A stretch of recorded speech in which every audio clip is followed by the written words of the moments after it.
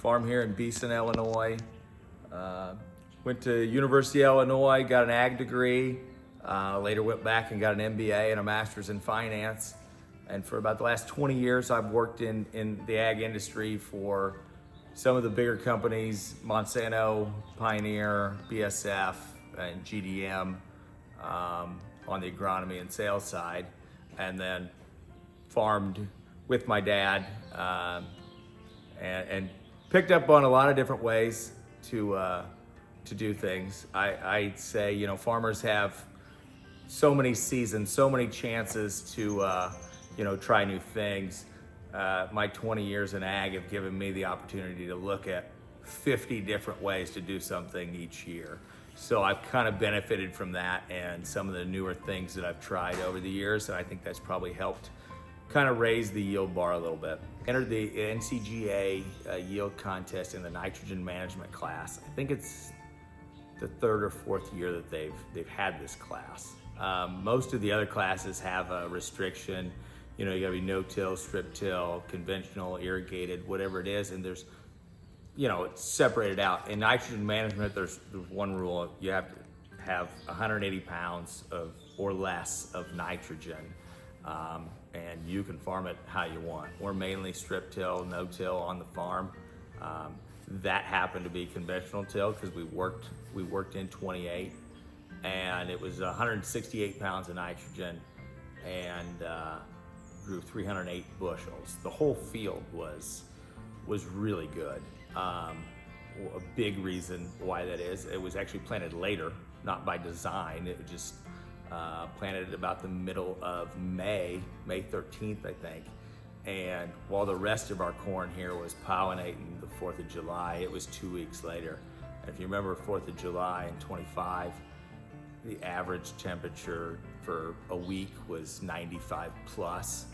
And when this field pollinated, I think it didn't hit much more than 75, 80 at the most, and really cool at night. So the weather was perfect from a pollination standpoint, even though we got virtually no rain after the 1st or 2nd of August.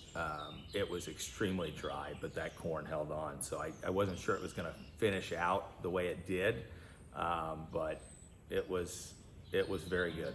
You know, when I decided to do this, I wasn't thinking that I was gonna be able to, you know, place in this category.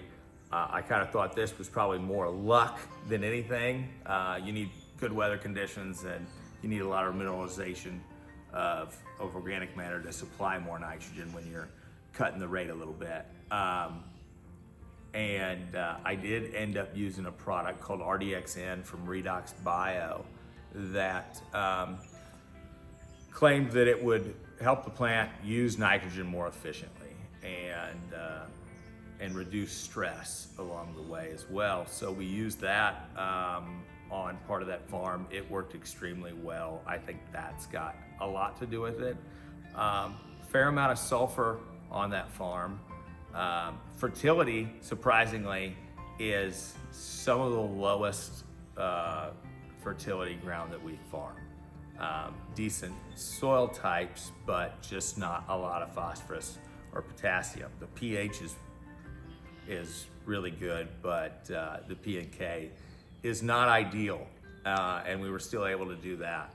The most interesting thing is I was trying to grow 400 bushel corn on another farm, and on June 15th, I thought we had the best crop we've ever seen here. So I kind of poured the coals to it, thinking, hey, we could grow 400 bushel corn.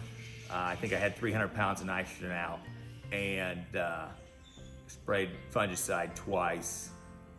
Just did everything you could think of. Side dressed, used micros, and at the end of the day, that field yielded 293. So tons of more expenses to try to grow that, and really didn't get the response. And that really got my, you know, wheels turning to think that, okay, we got to look at nitrogen management a little bit differently. You know, applying more nitrogen at some point in time is becoming toxic to the corn plant.